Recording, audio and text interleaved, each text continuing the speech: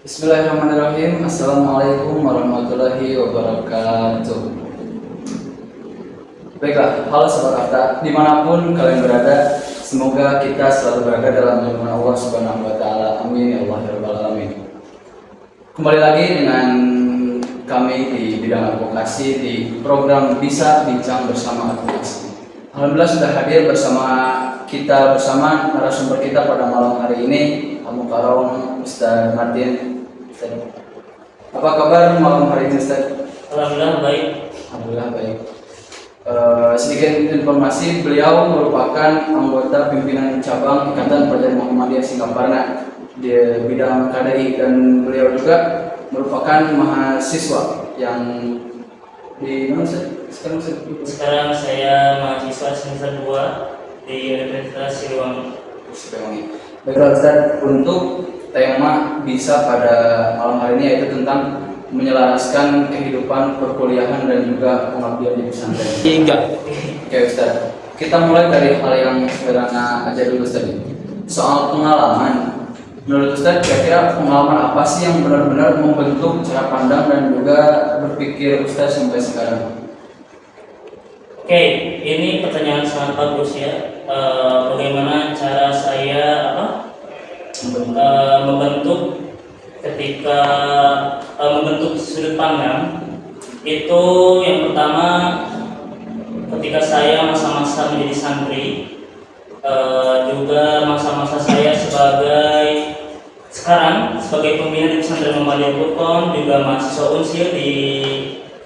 unsil, juga saya sebagai pengurus di organisasi Ikatan Pelajar Muhammadiyah cabang Singaparna. Di situ saya belajar bahwa hidup itu bukan cuma soal belajar teori dari beberapa kitab yang kita pelajari, tapi bagaimana cara kita mempraktekkan langsung ke masyarakat. Saya belajar bahwa jadi pemimpin itu bukan soal berarti soal berkuasa sebagai pemimpin gitu ya, tapi justru jadi orang yang paling banyak melayani entah itu dari masyarakat, entah itu dari anggota kita yang kita sebagai pemimpin. Pola pikir ini saya bawa sampai sekarang. Setiap langkah juga menurut saya setiap langkah ini harus ada nilai artinya gitu. Begitu saja. Jadi pengalaman ketika menjadi santri dan juga menjadi pengurus organisasi yang membentuk pola pikir Ustaz dan juga sudut pandang Ustaz sampai sekarang. Iya, betul. Kalau kita ngomongin soal organisasi ya Ustaz, sekarang itu banyak yang bilang bahwa organisasi itu penting khususnya bagi kita pelajar maupun mahasiswa Ustaz. Agar kita bisa berkolaborasi dengan sesama dan menumbuhkan jauh kepemimpinan. Iya. Menurut Ustaz, seberapa penting sih organisasi bagi pelajar ataupun mahasiswa? Wah, ini kalau misalnya kita bicara tentang organisasi ya, apalagi sebagai pelajar juga mahasiswa, ini sangat penting sekali. Mengapa? Karena menurut saya organisasi ini, kalau kita analogikan itu seperti laboratorium.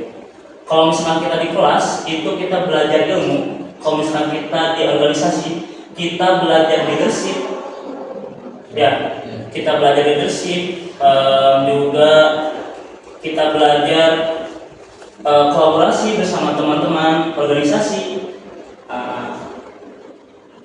Juga banyak sekali mahasiswa sekarang yang ketika kuliah itu langsung pulang. Kalau itu biasanya disebut dengan kupu-kupu ya. Nah,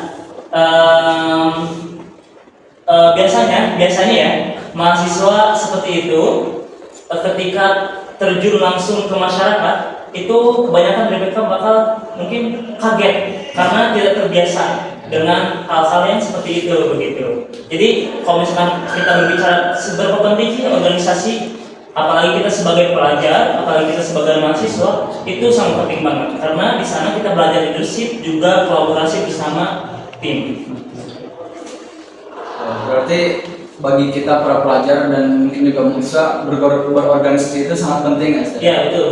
Agar kita tidak kaget saat nanti turun ke masyarakat. Iya betul. kalau kita tarik ke kondisi saat ini nih Ustaz kan sekarang sedang menjalani masa perkuliahan, juga pengabdian pesantren, sekaligus menjadi pimpinan cabang Ikatan Pelajar Muhammadiyah Singaparna Ustaz. Kira-kira alasan apa sih yang bikin Ustaz berani mengambil keputusan untuk mengabdi di pesantren sekaligus menjalani kehidupan perkuliahan Ustaz? Oke, kenapa saya berani mengambil keputusan ini? Memang keputusan ini sangat berat sekali ya menurut saya.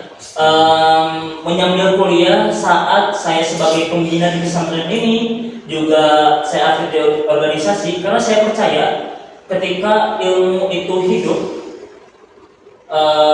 alangkah baiknya kita langsung diamalkan. Karena saya merasa pas gitu ya, saya menyambil kuliah dengan pendidikan bahasa Inggris, saya langsung mengamalkannya kepada berbau bahasa di pesantren ini. Karena ketika conversation, juga produk, juga muhadharah, itu ketika langsung diamalkan itu mungkin ilmunya akan hidup gitu ya, juga akan bermanfaat bagi orang-orang.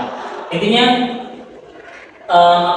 intinya ketika kita langsung mengamalkannya, ataupun mengapa saya berani mengambil keputusan ini, karena amalannya itu sangat besar gitu. Itu intinya. Juga menurut saya ini tantangan besar gitu ya, tantangan besar.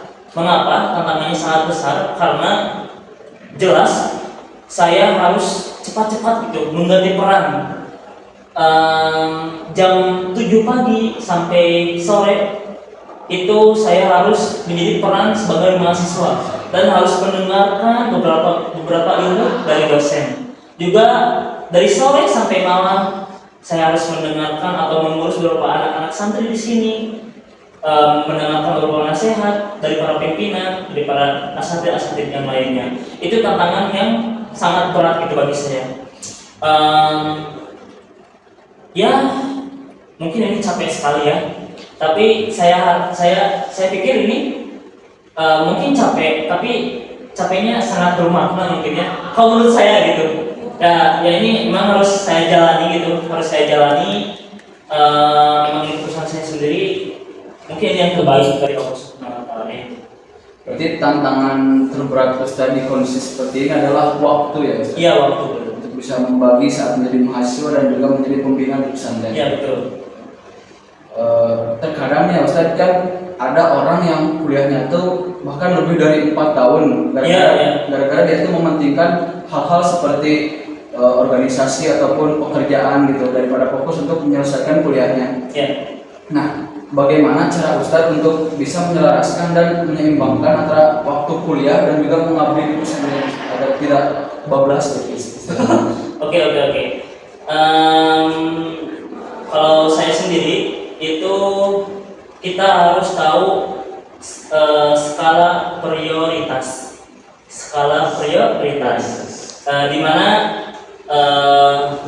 kita harus menyeimbangkan antara apa sih yang mana yang lebih penting, entah itu di pengabdian, entah itu di perkuliahan. Jadi jangan sampai ketika kita menyambil ketika kuliah, itu jangan sampai kuliah kita itu hancur gara-gara pekerjaan gitu. Karena kebanyakan beberapa orang di sana, beberapa ya mungkin mahasiswa lainnya, mengapa mereka hancur ketika menyambil kerja sambil kuliah? Memang mereka itu tidak tahu bagaimana skala prioritas mungkin ya. Menurut saya itu kita harus menyimbangkan seberapa pentingnya antara kuliah, mana yang harus diprioritaskan, dan juga Oke, lanjut ya. Siap. Intinya jawaban ini kacamata dari apa? intinya Itu yang menyeimbang menjelaskan waktu prioritas dan prioritas. Ya, kita harus tahu skala prioritas. Intinya seperti itu. Tips ataupun apa yang lainnya, tips menyeimbangkan antara kuliah ataupun sambil pengabdian, itu kita harus tahu skala prioritas. Banyak di luar sana yang hancur ketika kuliah itu kuliah dan sambil kerja itu banyak sekali mereka yang hancur. Hancurnya bagaimana? Kayak bolos gitu. Kuliahnya itu sampai 5 tahun, 6 tahun. Nah, gara-gara itu mereka tidak tahu skala prioritas. Mana yang kita harus prioritaskan antara kuliah dan kerja. Seperti itu.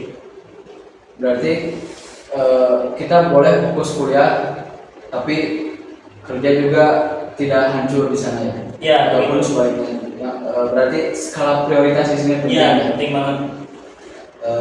Untuk pertanyaan terakhir nih Ustaz, apa perbedaan yang benar-benar Ustaz rasakan ketika masih menjadi pelajar di Pesantren Muhammadiyah Al-Furqan dan juga saat menjadi mahasiswa sekarang? Kalau misalkan kita berbicara tentang apa perbedaan antara pelajar ataupun siswa, juga perbedaan antara siswa dan mahasiswa, tentu sangat beda ya. Apalagi kita sebagai santri gitu ya. Kalau misalkan santri itu kita masih disopirin gitu. Ya kita analogikan seperti itu. Kita masih disopirin. Ya, kalau misalkan mahasiswa itu kita sendiri supirnya. Tujuannya mau kemana, mau aktif di organisasi mana, kedepannya mau gimana, ya itu perbedaannya. Jadi kita yang menentukan ketika kita sebagai mahasiswa, kita yang menentukan dan kita sebagai supirnya gitu. Kita mau kemana, arahnya kemana, ya itu kita yang menentukan. Kalau saat menjadi santri kita yang disopiri. Ya kita yang supir, entah itu kita diingatkan, entah itu kita, ini tuh gak boleh loh. Nah seperti itu. Kalau misalkan di mahasiswa itu kita supirnya, kita harus tahu mana yang salah, mana yang benar, mana seperti itu. Oke.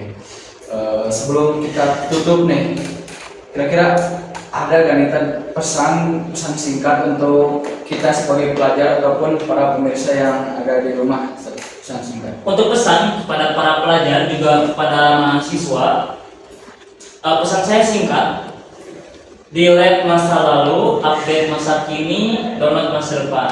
Artinya apa? Delete masa lalu itu jadikan kesalahan-kesalahan kita, juga keburukan-keburukan kita itu sebagai pembelajaran di masa kini. Ya, download masa depan. Dan masa depannya melalui apa? Melalui kita sebagai santri itu belajar, mencari ilmu, beribadah kepada Allah. Yaitu dalam masa depan. Ya seperti itu. Itu pesan singkat dari saya. Oke, jadi Sobat Abda, itulah pesan singkat dari Ustaz Martin, yaitu hapus, delete masa lalu, update masa kini, dan juga download masa depan. Baiklah, kita sudah di penghujung acara. Terima kasih kepada Ustaz Martin yang telah mampir bersama kami di program Bisa Bincang Bersama Advokasi. Terima kasih, semoga pengalaman dan juga ilmu yang telah diberikan bisa bermanfaat bagi kami dan juga pemirsa-pemirsa dimanapun kalian berada. Sampai ketemu lagi di podcast Bisa selanjutnya. Nun wal qalami wa ma yasturun. Wassalamualaikum warahmatullahi wabarakatuh. Waalaikumsalam.